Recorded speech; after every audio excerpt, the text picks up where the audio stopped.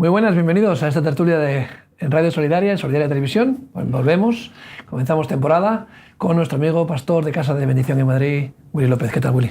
Pues muy bien, la verdad es que se echaba un poco de menos. Sí. Ya la costumbre de los miércoles y de subir y tener la tertulia, y luego sobre todo se echa de menos a los amigos. Sí, mira, la conversación, la tertulia. Lo otro no es un trabajo, porque no, lo hacemos con gusto. Porque lo hacemos con gusto, pero la verdad que siempre lo más interesante de todos los trabajos es la compañía. Así es. Como dicen, cuando hay una buena comida, hay gente que dice, no, lo importante es lo importante siempre es la compañía. Puedes comerte un trozo de pan un poco duro con un chicharrillo en escabeche y si hay buena compañía, fantástico. Y puedes comerte un lechazo con... y no lo mismo. Hay tensión y qué va.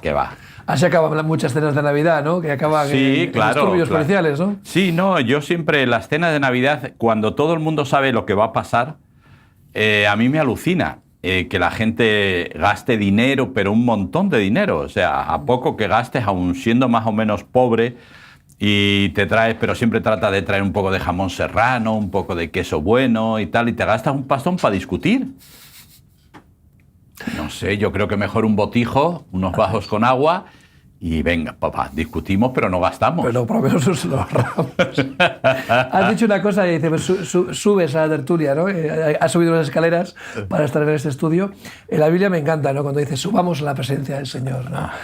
Claro, los que han estado en Israel sabemos que la ciudad de David estaba abajo en la ladera del Monte Sión, ¿no? Y para ir al tabernáculo había que subir.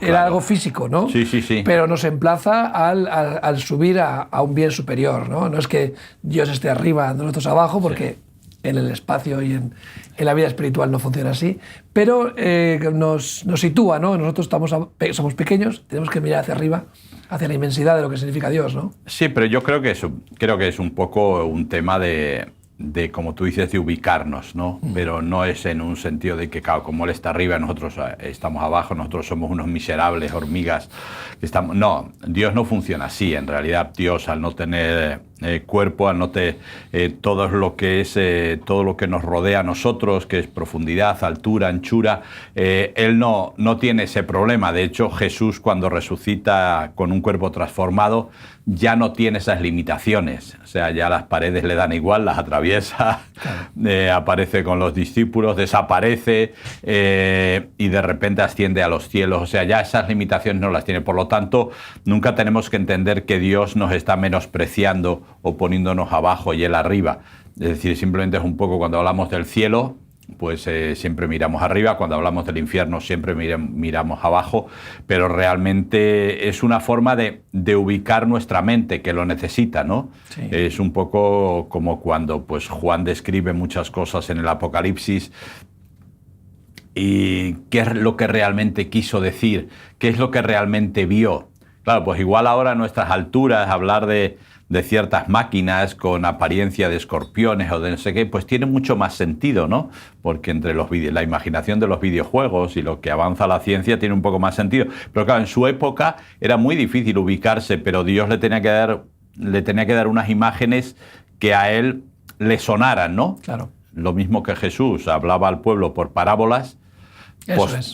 Posteriormente Dios habló, el Apocalipsis, Dios lo habla prácticamente todo por visiones, que seguramente cuando estemos cuando subamos a su presencia, entonces diremos, esto tiene todo sentido, ¿no? Y mientras, pues a veces tenemos que, lo que nos dice la palabra, tenemos que vivir por fe y tenemos que creer. Por eso hay un programa ahí en Discovery Más que siempre les dice, van a tratar de resolver enigmas solo con el conocimiento. Y digo, pues si te acercas a la Biblia solo con el conocimiento, lo tienes crudo, o sea, te vas a volver loco, loco. Y entonces, bueno, había ahí el otro día daban un programa sobre una marea que hay cerca de Corea, ¿verdad? En que durante un tiempo de la marea la gente camina. O sea, camina, recoge marisco, almejas y de todo, y ocurre cada cierto tiempo, ¿no? Entonces ya estaban haciendo la similitud con el Mar Rojo, ¿no? Ah, sí, claro. Digo, no, perdonar, pero la palabra es específicamente dice, y pasaron en seco. Estos no pasan en seco. O sea, se retiran las aguas, pero está todo empapado.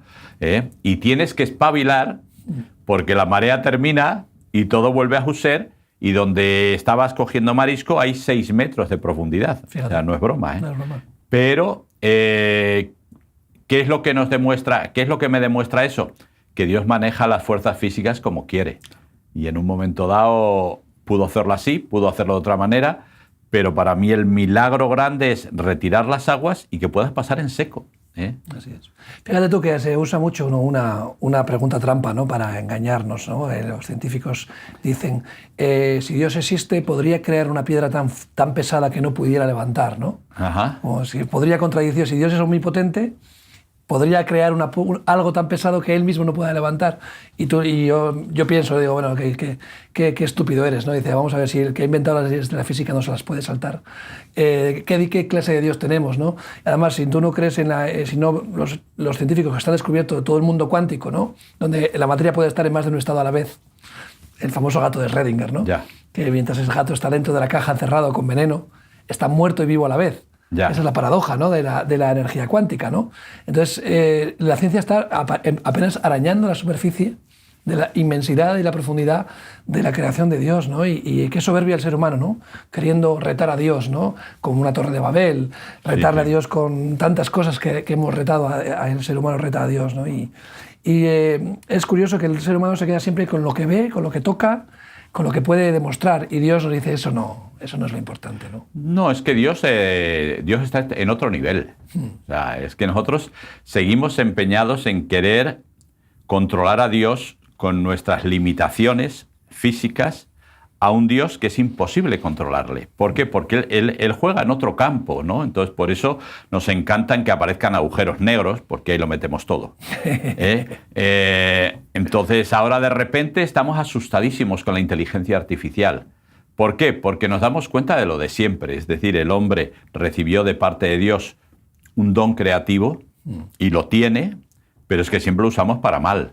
Sí, desde luego. O sea, ya estamos usando ahora gente que está haciendo mediante inteligencia artificial, mediante aplicaciones sencillas que las puede usar cualquiera, porque antiguamente pues tenías que saber 3D Max, ZBrush, un montón de programas súper complicados para hacer cosas muy interesantes, y ahora con una aplicación le das 4 cositas, le pones la cara de una chica y subes una foto de la chica desnuda, que no es su cuerpo, lógicamente, pero y nos da miedo. ¿Por qué?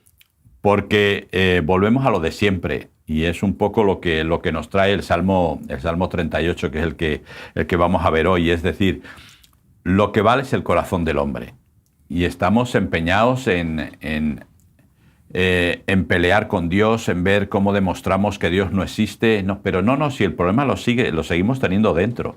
O sea, el problema sigue siendo nuestro corazón. Y entonces, que si unos políticos, que estos políticos, que si unas no sé qué, que unas no sé cuánto, pero el problema sigue siendo el corazón. Que si dividimos a la gente por edades, que si dividimos a la gente por género, a ver cómo los clasificamos, pero el gran problema que tenemos que resolver es qué pasa con nuestro corazón. Entonces, yo personalmente soy de la opinión que el ser humano no puede cambiar su corazón por sí mismo. Desde luego.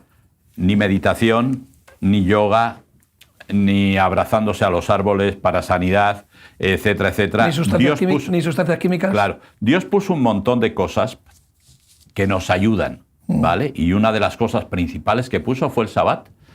Es decir, un día de descanso puro y duro, que yo el domingo más o menos, pero tampoco lo uso mucho. O sea, Dios nos dio, y por supuesto el disfrutar de la naturaleza, un montón de cosas, lógicamente, que Dios nos dio para que nosotros, una vez que nuestro corazón está sanado, entonces poder disfrutar mucho mejor de la vida.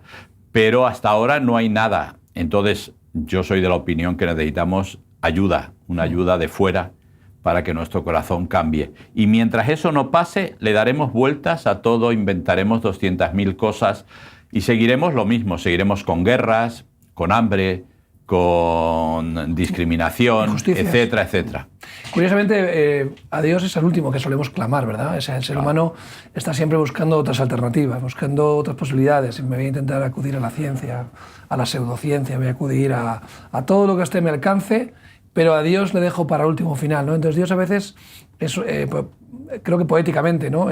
O irónicamente, mejor dicho, nos deja que caigamos muy a fondo para que clamemos a Dios, ¿no? Y a veces uno se da cuenta y dice, jolín, ¿será que solamente buscan a Dios los desesperados, los que han tocado fondo, ¿no? Es la única manera de llegar a la presencia del Señor será tocando fondo, y no es la única manera.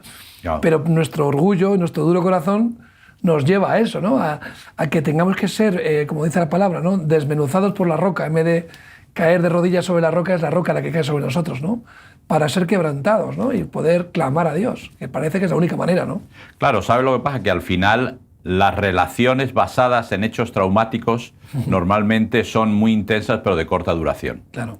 Eso les pasó a los 9 leprosos que no volvieron, y eso le pasaron a un montón de gente que Jesús sanó cuando caminó en la tierra, que luego 3 años después, frente al pretorio, le gritaban crucifícale. Es decir, porque esas suelen durar poco. Y pasa lo mismo en las películas. Igual. Y pasa lo mismo incluso en los actores que se enamoran en una película, en un rodaje, y en unos años se han separado. Simplemente porque esas relaciones que yo las llamo traumáticas o intensas, ¿verdad? Al final no son la base. No son la base. Ahora, ¿cuándo sí nos ayudan las cosas? Cuando pasamos por situaciones traumáticas o difíciles o intensas, pero ya nuestro corazón está cerca de Dios. Entonces, eso sí nos ayuda. ¿Por qué? Porque sabemos a quién acercarnos. Y eso es lo que le pasa al salmista. El salmista está describiendo en el Salmo 38 una situación brutal, ¿verdad? Hoy podríamos pensar, bueno, pues seguramente que no se llegaría tanto a unos dolores, a una situación tan crítica, habría paliativos hoy. Claro, estamos hablando de que el salmista vive en una época donde no hay muchos de los adelantos que tenemos. Si no, igual, pues había tomado un chute de morfina y seguramente el salmista estaría escribiendo otras cosas. Por eso a veces la gente dice, y en los países pobres, a veces la gente se agarra más de Dios simplemente porque no tiene medicina a la que agarrarse. Y aquí nosotros hemos pasado al lado contrario, o sea, incluso los creyentes, nos agarramos tanto a la medicina y a los médicos que nos olvidamos de Dios. O sea, ya cuando los médicos nos dicen, mira, no hay remedio, esto no tiene, lo que te queda es lo que te queda. Cuando te dicen, desahucian, ¿no? Cuando el médico... te desahucian, entonces decimos, Dios, solo quedas tú. Ya solo quedas tú, ¿no? He recurrido a todas las opciones, claro, he quemado todos los cartuchos, claro, y el único recurso que me queda eres tú, ¿no? Y entonces, bueno, pues te aprietas. Claro. Que tampoco está mal, quiero decir, que la mujer del flujo de sangre dice la palabra que se había gastado todo su dinero en médicos y llegó a Jesús. Entonces, quiero decir que no es que Dios te diga, no, pues ahora no. Claro, lo importante de ese encuentro no era solo la sanidad, sino la salvación, ¿no? Claro. En realidad, el tu fe te salvado, o sea, es más importante que la sanidad del cuerpo, ¿verdad? Creo que al final, volvemos a lo del principio, nos quedamos siempre con lo natural, con nuestra posición humana, de estamos abajo, Dios arriba, nos quedamos siempre con las señales físicas, ¿no? Y nos perdemos lo importante del fondo, que es que Dios quiere que seamos salvos, que ser salvo no significa ir al cielo, ser salvo significa ser sus hijos, ¿no? Volver claro, al plan original, ¿no? Y que a veces dicen, nos acercamos a Dios para que Dios nos sane, y cuando nos ha sanado, cuando nos ha solucionado el problema, pues nos volvemos a la nuestra. Y tampoco es eso el proyecto, ¿no? Claro, no, por eso que vivimos en una sociedad que hemos hablado muchas veces aquí del carpe diem, de vivir el presente, y la gente se ha hecho sin darse cuenta de que hay una eternidad, y la hay. Hasta que alguien científicamente demuestre que no hay eternidad, la eternidad está ahí como posibilidad. Entonces, para nosotros es una realidad, para la gente es una posibilidad, y si es una posibilidad, entonces tenemos que prepararnos para ella. Y prepararnos para ella quiere decir ser salvos. Entonces, ¿qué es lo que ocurre? Si a ti un médico te dice, mira, tiene usted un cáncer terminal, no hay nada que hacer, Pero hay una posibilidad. Hay una nueva técnica, hay una nueva medicina experimental que usted la puede usar. ¿Y qué haces? ¿La usas? ¿Por qué? Porque ¿qué más? ¿No? Pero qué curioso que con la eternidad no hacemos lo mismo, habiendo una posibilidad de que cuando te presentes delante de Dios, Dios sí exista. Dios te diga, bueno, ¿dónde crees que debes ir? ¿Quieres estar conmigo o fuera de mí por la eternidad? Esa posibilidad está ahí. Pero sin embargo la gente, yo creo que la sociedad en sí trabaja de tal manera, entreteniéndonos, con conciertos, con deporte, con toros, con un montón de cosas, de tal manera que no pensemos que hay esa posibilidad. Pero el problema es que sí la hay. La hay y que algún día la tendremos que enfrentar. Ya digo, para nosotros es una realidad y es una realidad de gozo. Pues sabemos dónde vamos a ir y sabemos dónde vamos a estar. Pero para la gente tiene que aprender que eso está ahí y que tarde o temprano tendrás que enfrentarlo. Si yo te pudiera decir, yo como creyente te pudiera decir, mira, no te preocupes, la eternidad no existe, no tengas problema. Vive la vida. Sí, si pudiera decírtelo, no solamente te lo diría, yo tomaría también nota, ¿no? Entonces, pero es que no te lo puedo decir, no te puedo decir, oye, mira, Willy, tú no prediques de eso, ya no le des testimonio a nadie. No puedo, tengo que hacerlo porque hay una posibilidad de que eso exista, ¿no? Entonces, ahora, ¿cuál es el gran problema? Cuando te encuentras como el salmista, que le duele todo, que está reventado, que está... Ando enlutado, encorvado, solo tiene ganas de morirse. Humillado, mis lomos están llenos de ardor y nada hay sano en mi carne, debilitado y molido en gran manera, gimo a causa de la conmoción de mi corazón. ¿No? Y ahí viene el clamor, ¿no? Señor, delante de ti están todos mis deseos y mi suspiro no te es oculto, ¿no?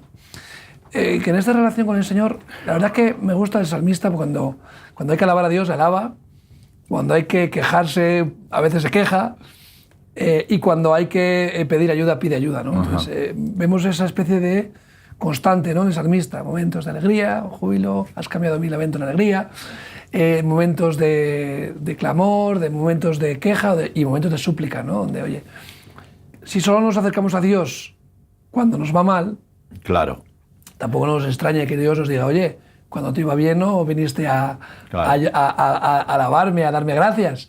Ahora vienes cuando te van mal las cosas. Y tenemos siempre esa relación con Dios de, bueno, acudo a Él cuando lo necesito, ¿no? Y sí. tengo un teléfono rojo que levanto y digo un par de fórmulas mágicas en el nombre de Jesús y tal y que cual. Claro. Y entonces ya creo que ya tengo hilo directo con Dios, ¿no? Pero el resto de mi vida no tiene nada que ver con Dios, ¿no? O sea, vivo una vida totalmente apartada de Él, salvo en los momentos en los que le necesito. Claro. Fíjate que el salmista lo primero que hace es una descripción física de lo que le pasa, que es dura, ¿eh? Sí. O sea, los síntomas nos podrían recordar a varias enfermedades que conocemos que son duras y fuertes, ¿no? La enfermedad tiene una causa y la causa es el pecado, ¿eh? Entonces la mayoría entendemos que es David por el asesinato de Urías, todo lo que pasó con Betsabé, etcétera, etcétera, etcétera. Entonces quiero decir que Dios le dijo, mira, estas son las consecuencias, aparte de que tu hijo ha muerto, ¿verdad? Estas son las consecuencias. Y a veces estas situaciones se convierten en psicosomáticas, es decir, tenemos un montón. Por lo tanto, David admite y dice, es que esto es mi pecado, o sea, tus saetas me han alcanzado, no me dejes en tu furor, o sea, una serie de cosas pero que David reconoce, culpa mía. Pero lógicamente, aun siendo culpa mía, esto es muy duro. Entonces, en esa primera descripción, ya digo, nos damos cuenta de que el salmista lo está pasando realmente mal. O sea, no es como nosotros que a veces nos quejamos, nos duele un dedo, nos duele un poco la cabeza, no sé qué, y ya vamos, ya aquello es una debacle total, porque en Dios tenemos que estar siempre perfectamente. O sea, sanos, fuertes, alegres, ¿verdad? Pero no funciona así. Y conforme a veces va pasando la edad, pues lo vas notando lo vas notando más, que cuando te levantas de la cama, pues a veces una pierna, que al rato te recuperas. Hay que llamar a la grúa. Sí, pero son cosas que vas pasando porque vas perdiendo fuerzas y todo. Salmista dice, es culpa mía, Señor. Por lo tanto, ¿qué hace esa primera parte? Describe los síntomas físicos que tiene. Y lo siguiente que hace es reconocer que está en manos de Dios. Y yo creo que eso es lo fantástico de alguien que ya ha tenido una vivencia habitual con Dios. Ya digo, esto no es algo que pasa en la gente que no ha tenido esa vivencia o que su vivencia ha sido una vivencia religiosa, ¿no? Es decir, de hecho, pues en España se usa mucho el tema de la resignación. Esta es la cruz que me ha tocado llevar, es decir, como resignándonos, ¿no? Pero Dios no habla nunca de resignación. Es decir, nosotros enfrentamos la situación que tenemos, tratamos de no quejarnos, tratamos de no echarnos la culpa a nadie, de no echarle la culpa a nadie, pero lógicamente no nos resignamos porque creemos que Dios nos puede sanar y Dios puede cambiar nuestro estado actual. Entonces, esa cruz que me ha tocado llevar o esa resignación, la cruz ya la llevó Jesús y ya una vez y nada más. Entonces es importante, pero sí tenemos que saber que estamos en manos de Dios. Entonces el salmista le dice, Dios, ¿qué vamos a hacer, no? Ahora estoy en tus manos, he metido la pata hasta el fondo, he pecado, o sea, he quitado una vida. Y aquí lo hemos dicho muchas veces, si hay algo que Dios odia profundamente, es el derramamiento de sangre inocente, por motivos egoístas, ¿no? Que es un poco pues lo que está pasando hoy en día con las guerras, con el aborto y con muchas otras cosas que no sabemos y que seguramente estarán ocurriendo en el mundo, pero que nadie nunca da noticias de ello, ¿no? Entonces, esto es importante, porque después él va a hablar de otra cosa que le pide a Dios, y es que mis enemigos no me vacilen, o sea, que mis enemigos no se rían de mí. Y por último, la última parte del Salmo va a hablar de lo que realmente es el título del Salmo que yo he comentado, ¿no? Señor, apresúrate a ayudarme. Y entonces un poco el Salmo está dividido en esas cuatro áreas, y ya digo, para mí una de las más interesantes es la segunda, el reconocimiento de que estoy en manos de Dios, ¿no? Estoy sufriendo, estoy pasándolo mal, pero Señor, siempre estoy en tus manos. Sí, porque además él se ve solo, ¿no? Dice, mis amigos y mis compañeros se mantienen lejos de mi plaga, claro, ¿no? Por lo tanto, podía ser una especie de sarna, o podía ser un tipo de lepra, o podía ser una enfermedad contagiosa, sí. Contagiosa, o por lo menos espectacular a la vista, ¿no? Sí. Ronchas. Desagradable a la vista. Algo desagradable, ¿no? Que hasta sus amigos y sus cercanos se alejaban de él, ¿no? Dice, los que buscan mi vida arman lazos, y los que procuran mi mal hablan iniquidades. Eso ya son sus enemigos. Claro, al final, sus cercanos y sus enemigos, quizás sus cercanos se alejan y sus enemigos se acercan, ¿no? Claro. Es un poco decir, oye, me perdiendo la cobertura, ¿no? La palabra nos habla mucho de la armadura de Dios, ¿no? En el Nuevo Testamento Pablo nos habla de la armadura. Describe una armadura romana, pero como un ejemplo a lo que es la cobertura de Dios, lo que es el yelmo, lo que es el escudo, lo que es tantas cosas. Y claro, cuando tú te sientes desarmado, te sientes desprotegido, claro, estás más vulnerable, ¿no? Y hasta tu salud física te falla, ¿no? Porque nos agarramos mucho, ¿no? Al estado físico, volvemos a lo de antes. Estamos sujetos a este campo, a este medio natural, en el que lo que vemos, lo que tocamos, lo que hacemos, condiciona nuestra vida, ¿no? Claro. Y perdemos lo más importante, que es lo espiritual, ¿no? Perdemos esa vista espiritual. Y aquí, cuando te desarma por completo, cuando ya empiezas a veces a vislumbrar, ¿no? El verdadero sentido de la vida, el verdadero sentido, propósito, qué propósito tenemos, para qué estamos aquí, cuál es nuestro... Y para eso a veces tenemos que ser desarmados, desnudados y sentirnos vulnerables, ¿no? Porque en realidad somos vulnerables, ¿no?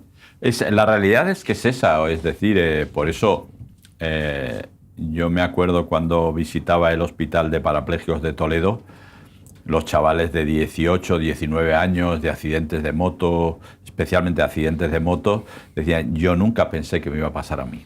O sea, nunca pensé que... Y cuando pasó, ya no había remedio. ¿No? Y yo creo que vivimos un poco, la sociedad nos anima a vivir así, a que no nos demos cuenta de que puede haber consecuencias, de que pueden pasar cosas, de que no estamos exentos de peligro, pero por muchas cosas, ¿no? Entonces, ¿quién le iba a decir ahora las dos desgracias tan fuertes que hemos tenido, el terremoto de Marruecos? ¿Quién le iba a decir? Nunca había habido un terremoto en esa zona. ¿O quién le iba a decir que por una lluvia en Libia se iban a romper 2 presas? También luego tenemos muchas historias que tenemos la culpa nosotros. Claro. Es decir, ¿quién hizo las presas? ¿Cómo las hizo? ¿O cómo las hizo? ¿Cómo se hizo la presa de Tous en España? Para que no nos tenemos que ir más lejos. Sí, ¿verdad? Una tragedia. ¿Por qué se construyen en ciertas zonas? ¿Por qué en Lorca se dejó hacer ciertas construcciones y pasó lo que pasó hace 10 años con el terremoto? Es decir, le echamos la culpa a Dios, siempre buscamos a Dios, pero al final, en el 99,9% de las ocasiones, mucha culpa es nuestra, ¿no? Y es lo que dice el salmista. No, Señor, o sea, yo reconozco, pero Señor, me quitas la salud. Estamos hablando de un rey que tiene que presentarse delante del pueblo. Como tú dices, podría ser una sarna, podía ser una especie de lepra, podía ser... pero era desagradable. O contagiosa, porque nadie quería acercarse a él. Pero me quitas la salud, me quitas la compañía, ¿eh? Es decir, los amigos, los que yo suponía que iban a venir a consolarme, a estar conmigo, ya no están. Se han alejado de mí, han dicho yo no quiero saber nada. Y además mis enemigos se acercan hacia mí, es decir, y me tienden lazos y me dicen... Y hay una cosa que el salmista dice que es muy interesante, ¿verdad? Dice, una de las razones por las que mis enemigos vienen contra mí es porque he elegido lo bueno, porque he escogido lo bueno, ¿no?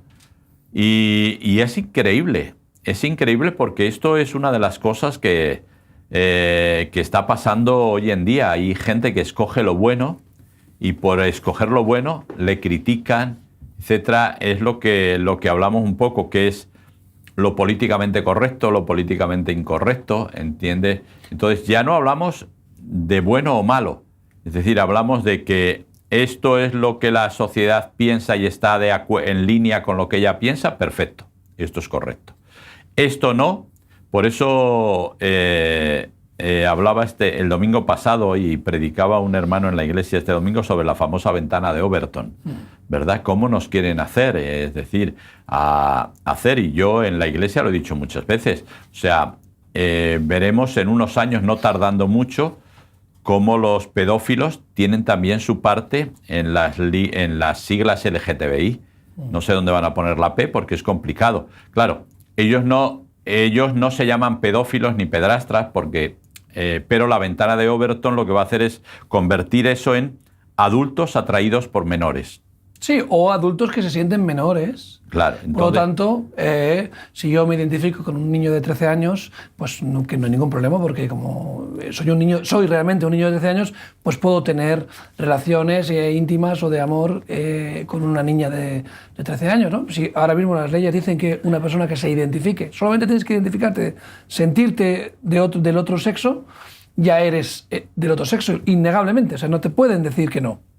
A tal punto de que tú puedes entrar al vestuario del otro sexo, puedes participar en los deportes del otro sexo, y aquí todos muy calladitos, porque claro, abrir ese melón sería destapar otras cosas, ¿no? Y entonces... Sí, pero fíjate que se está cayendo por sí mismo. O sea, yo alucino como una atleta ciega tiene que competir con un atleta trans.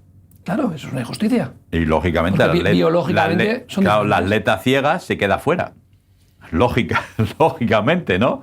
Entonces, quiero decir, está habiendo una serie de cosas. Las feministas el otro día entregaron un tratado en contra de que los adolescentes puedan reconocerse trans o hormonados porque sí. porque lo dicen las feministas, ¿eh? Sí, claro, las feministas más tradicionales, claro, que son las que han luchado por los derechos de las mujeres. Ahora estas nuevas mujeres, había un chiste, y bueno, igual es un poco feo decirlo, ¿no? Dice, a mí me gustan las mujeres de antes, las que no tenían pene, ¿no? Ya. O sea, llámame misógino, o sea, no sé qué me llame, pero es que es absurdo, ¿no? Todo lo que estamos viendo es realmente absurdo, ¿no? Y esa ventana de Overton hace convertir lo absurdo en algo normal. No, y lo tal, fíjate que el chico en la iglesia estaba dando puso como ejemplo el canibalismo, ¿verdad? Como el canibalismo, la ventana de Overton se va trabajando, cambia de nombre porque canibalismo es un poco agresivo, ¿verdad? Y al final todo el mundo está de acuerdo, incluso es chic. Entonces, comentábamos después de la reunión, ¿verdad? Digo, pero eso ha pasado, por ejemplo, con los piercing, eso ha pasado con los tatus, es decir, simplemente al final nos tragamos todo lo que quieren que nos traguemos. Sí, cambiando. No, pero es que resulta que los retrógrados y los obsoletos y los borregos somos los cristianos. Yo digo, por lo menos los cristianos nos planteamos las cosas. Pero es que nos venden absolutamente todo lo que quieren y de una manera, o sea, aquí porque todavía hay un conflicto entre Rusia y Ucrania, pero si no, en Rusia se ha vendido la idea de que están salvando a la patria y a los rusos atacados en el Donetsk y en el Donbass. Y que Crimea es suya. Entonces, quiero decir, y todo el mundo se lo ha creído. Allí sí, claro. Claro, digo en Rusia, lógicamente. No, entonces, pero una guerra es una guerra. O sea, te lo plantees como te lo plantees, una guerra es una guerra. Entonces, ¿qué está ocurriendo? Que nos están vendiendo un montón de cosas. ¿Qué es lo que querían hacer los enemigos del salmista? Pues acorralarle y decirle, mira, tú buscas lo bueno, tú hablas de Dios, tú buscas a Dios, pero mira cómo estás. Mira cómo estás, das pena, ¿no? Y eso es un poco lo que la sociedad nos lanza a los cristianos, es decir, habléis mucho de Dios, que Dios es bueno, Dios es omnisciente, omnipotente, todopoderoso, no sé qué, pero ¿qué está pasando? ¿No? Y yo creo que la realidad es que los creyentes nos tenemos que, igual que replantear que Dios es el que es, o sea, eso no lo vamos a cambiar, el mensaje es el que es y no hay forma de cambiarlo, ¿verdad? Pero sí tenemos que empezar a decir, oye, esto es lo que decimos y esto es lo que creemos. ¿Por qué? Porque si no la gente al final dice, no... No, y es mejor ser pocos, pero fieles a la palabra de Dios y estar en la roca que es Cristo, a ser muchos que no tenemos una convicción realmente, ¿no? Y que nos dejamos llevar por las modas, ¿no? No hay que retroceder mucho. En el siglo pasado, los nazis, muchos eran cristianos, venían del protestantismo, país luteranos, y entraron en el nazismo, en el mensaje de nazismo, que además Goebbels, el que inventó un poco, ¿no? Todo este nuevo discurso de odio y la propaganda, que es lo que se aplica ahora mismo. Tanto de partidos de extrema izquierda como partidos de extrema derecha utilizan las mismas técnicas, ¿no? Que el nazismo utilizó para hacer llevar a la gente hacia su discurso, ¿no? Pero seguimos retrocediendo. Pero lo que me da esperanza es que siempre ha habido un remanente. Sí. ¿Cuántos creyentes nacidos de nuevo en la Alemania nazi refugiaron a judíos, a gitanos, a personas que eran homosexuales, porque los iban a matar por eso? Sí. ¿Cuántos casos había, ¿no? de cristianos que escondían, ¿no? No solamente el caso de Ana Frank y cosas así, sino realmente hay esperanza, ¿no? Si nos vamos a la Edad Media, cuánto remanente había, ¿no? de personas que leían, que encontraron la palabra de Dios y que querían predicarla al costo personal de su vida, ¿no? Fueron llevados a la hoguera. Y así, los propios apóstoles, que fueron todos menos Juan, llevados al martirio. No hablo de que tengamos que ser llevados al martirio, pero sí que hablo de que, incluso a costa de ese precio, estemos dispuestos. Otra cosa es que luego te toque vivir el martirio o no te toque, pero claro. ¿Estamos dispuestos a sufrir la oposición por haber escogido lo bueno, como el salmista? Claro. ¿Estamos dispuestos a decir, oye, venga lo que venga, pierda mi trabajo, me echen en las redes sociales, me escupan por la calle, me señalen? ¿Estoy dispuesto a pagar ese precio por causa de mi fe? Yo no lo sé si todos los cristianos estamos dispuestos. Hombre, la verdad que es un planteamiento bastante... No es sencillo. Es decir, o sea, decir, no, yo sí, no.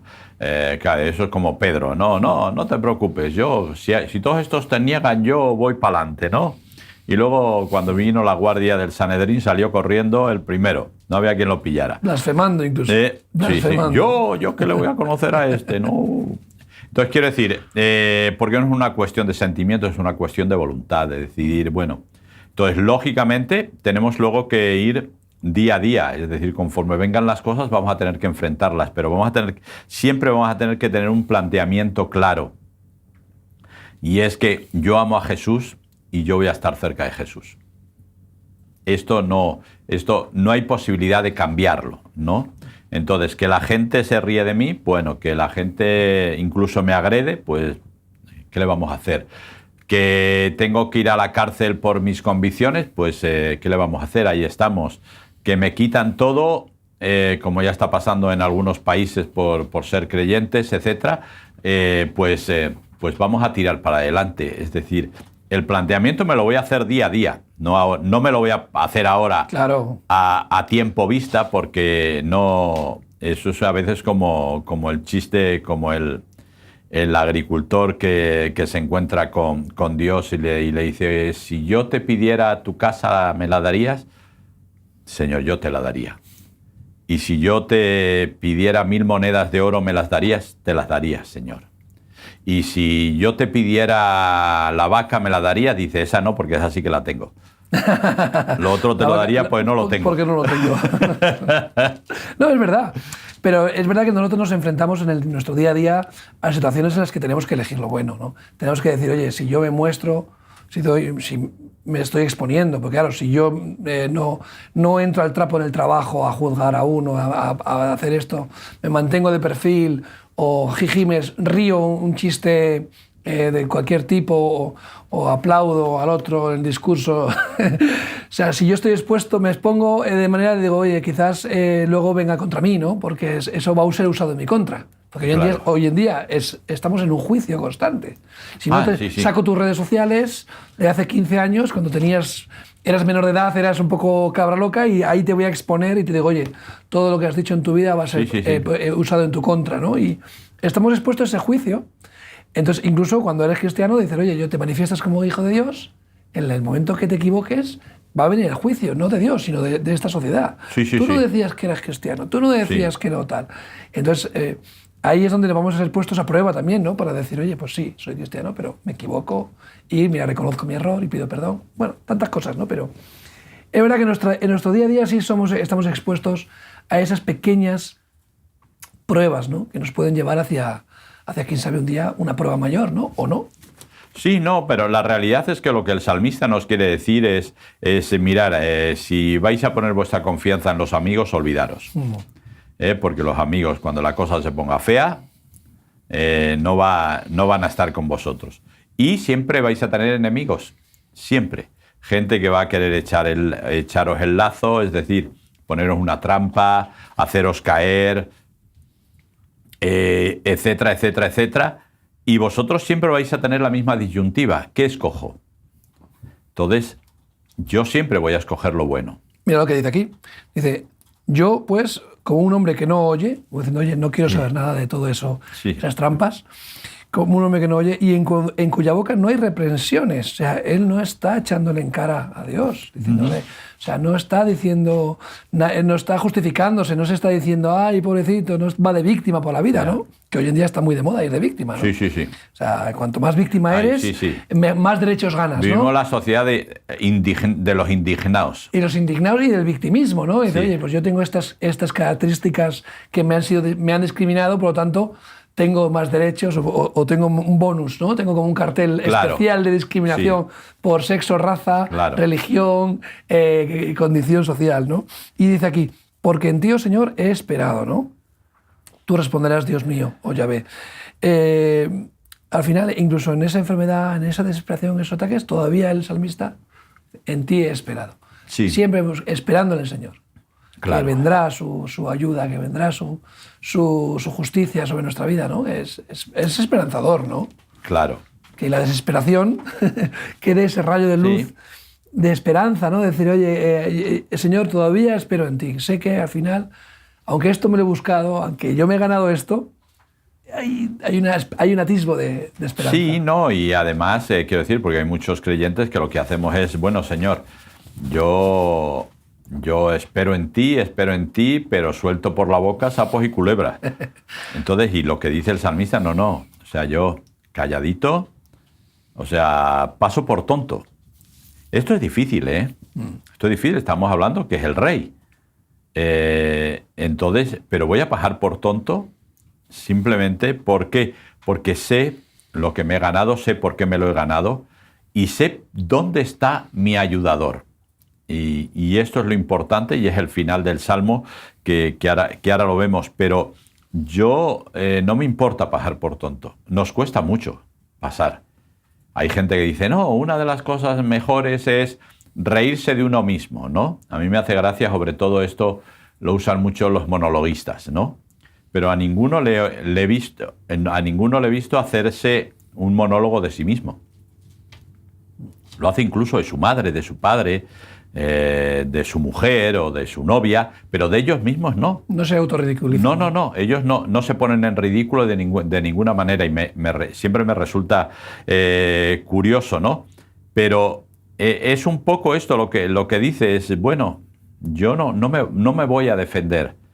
Es el mensaje mesiánico, ¿no? Jesús como cordero, ¿no? Fue llevado a matadero, que su boca no produjo, ¿no?, sonido. Y una de las cosas que los nazis utilizaban contra los judíos, ¿no?, era decir, oye, ha sido muy fácil llevaros al matadero. Sí. Habéis sido borreguitos, ha sido muy fácil ubicaros, ¿no? Y a los cristianos a lo largo de la historia ha sido, realmente a los nacidos de nuevo que han sido perseguidos, es como que el enemigo lo ha tenido fácil, ¿no? O sea, es fácil identificaros porque donde estáis vosotros hay buenas obras, a vuestro alrededor pasan cosas buenas, por lo tanto es fácil encontraros, por vuestras obras os conoceréis, y después es fácil llevaros al matadero porque aceptáis vuestro destino, ¿no? Y creo que como Jesús, ¿no?, nosotros con el Espíritu Santo, ¿no?, que nos produce esa fuerza, ¿no?, somos dóciles, ¿no?, a la hora de aceptar nuestro destino, ¿no? Y yo podía ver a lo largo de la historia de los mártires, ¿no?, o las personas, ¿no?, que han sido llevadas injustamente, ¿no? Bueno, Pablo, los apóstoles, todos, ¿no?, se fueron entregados, ¿no? Sí, no. No escaparon o no se resistieron al castigo injusto, ¿no? Claro, por eso hubo un gran cambio, o sea, en los primeros siglos, sobre todo con las persecuciones romanas, los cristianos morían en el circo romano, servían de iluminación para las vías romanas, etcétera, etcétera, etcétera. Fue a raíz del siglo IV cuando el cristianismo se convierte en religión, porque hasta ese momento era una relación con Dios a través de Cristo, es cuando se estropea todo.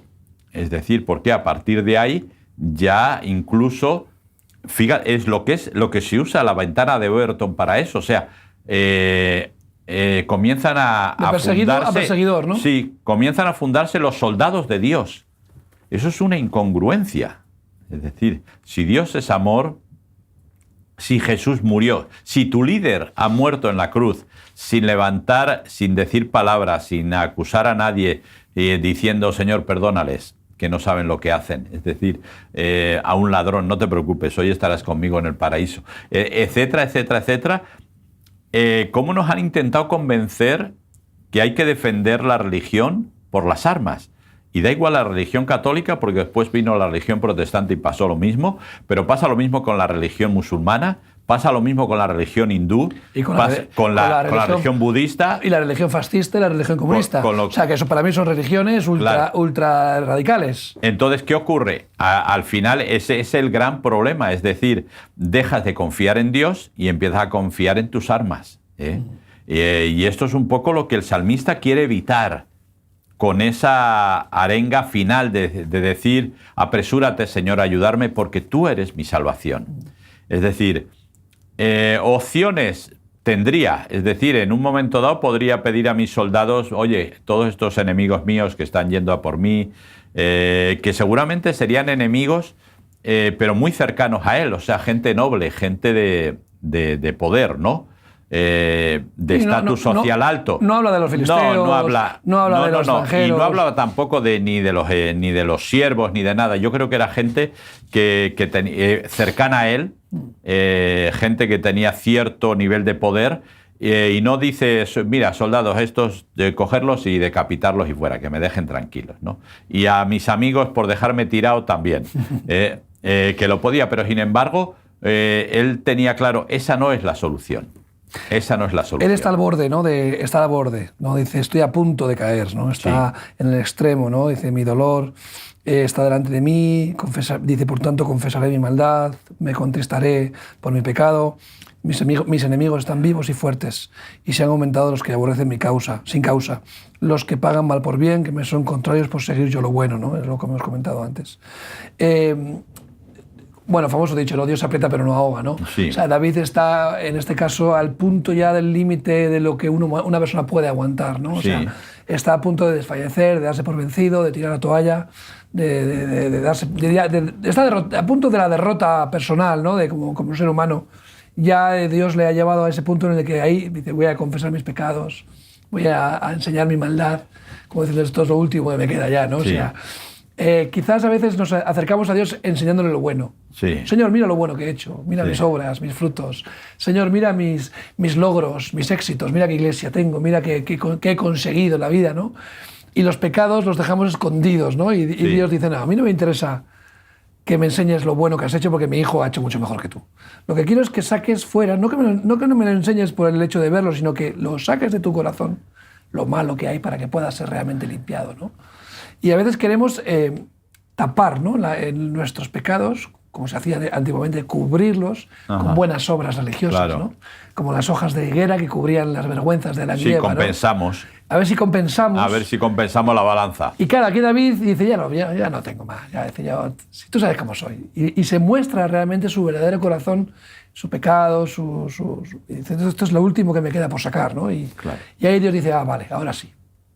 Ahora que me has entregado todo, puedo ayudarte, ¿no? Sí, y ya digo, ese es un poco lo que siempre va a ocurrir cuando estamos hablando de David.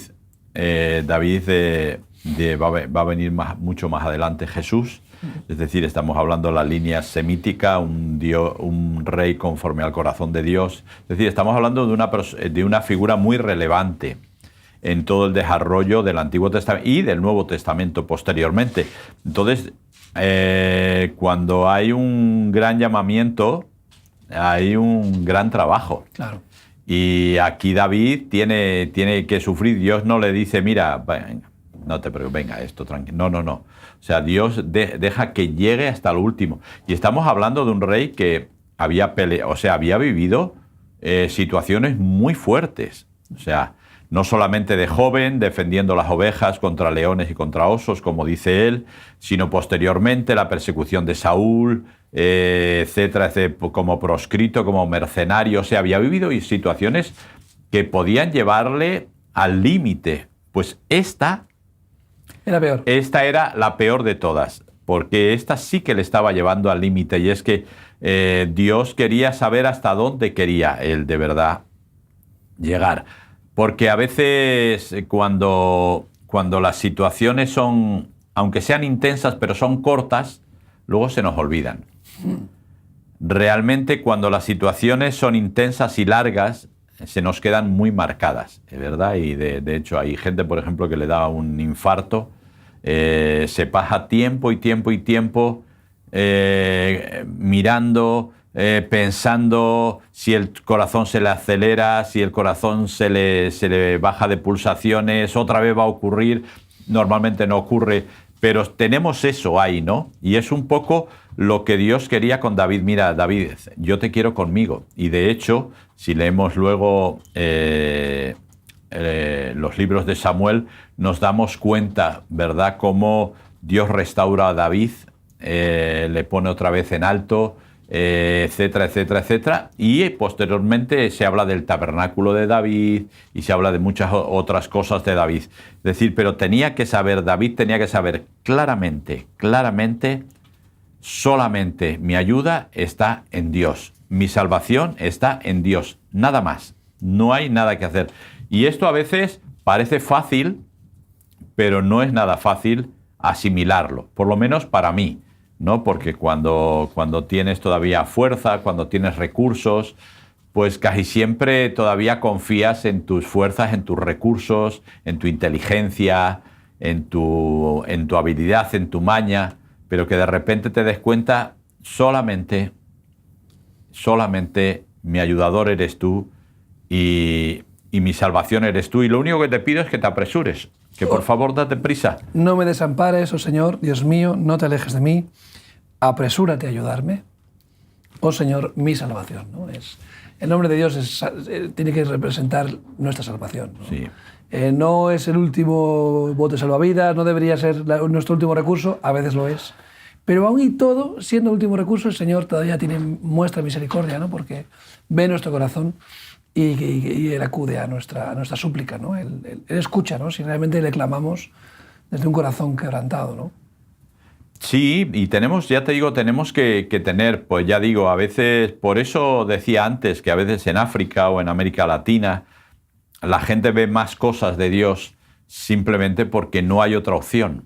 O sea, no hay otra opción, no hay medicinas y la medicina que hay es muy cara, por lo tanto, tengo que clamar a Dios y tengo que tener claro que Dios es mi ayudador, que Dios es el que me va a proteger, que Dios es el que va a estar cerca de mí. Es Dios, ¿no? Y a veces en la sociedad, en el primer mundo que llamamos, ¿verdad? Tenemos tantas cosas en las que confiar, tantas cosas que creemos que nos pueden ayudar, que decimos, bueno, Dios está ahí, siempre eso lo tengo ahí, además nunca me va a fallar, porque lo dice en su palabra, ¿verdad? Y es verdad, pero lo tratamos como el último recurso, ¿no? Como la última solución o la última posibilidad que tenemos. Y a veces, pues, Dios, el Espíritu Santo, ¿verdad? Pues nos dice, bueno, pues tú mismo. Es decir, mi idea no es maltratarte, mi idea no es que lo pases mal, mi idea es que aprendas qué es lo que va a pasar. ¿Por qué? Porque nunca sabemos las vueltas que va a dar la vida. Nunca sabemos a qué nos vamos a tener que enfrentar. Y ahora que estamos pasando buenos tiempos, es cuando tenemos que aprender que nuestra ayuda, que nuestra confianza, que nuestra salvación está en Dios. Y si no lo aprendemos ahora, va a ser bastante complicado aprenderlo cuando las cosas se pongan mal, cuando se pongan las cosas difíciles. Y si se ponen tan difíciles como se le pusieron al salmista, pues igual es más complicado, ¿no? Entonces, yo solamente decirle, Señor, apresúrate, no me dejes, ayúdame, no me desampares. Así es. Sabéis que tenéis que, en el Señor podéis tener un auxilio, no esperéis tampoco a llegar al último recurso, ¿no? Yo creo que podemos tener experiencias con Dios en lo bueno y en lo malo, ¿verdad? Estar a las duras y a las maduras con Dios, y creo que es interesante que hoy mismo puedas acercarte a Dios y pedirle ayuda y pedirle, oye, te necesito. Aunque tu situación no sea desesperante, o aunque sí lo sea, todos necesitamos la ayuda del Señor. Willy, muchas gracias. Nada, hasta otra. Hasta la próxima. Nos vemos en un próximo programa. Gracias por estar con nosotros.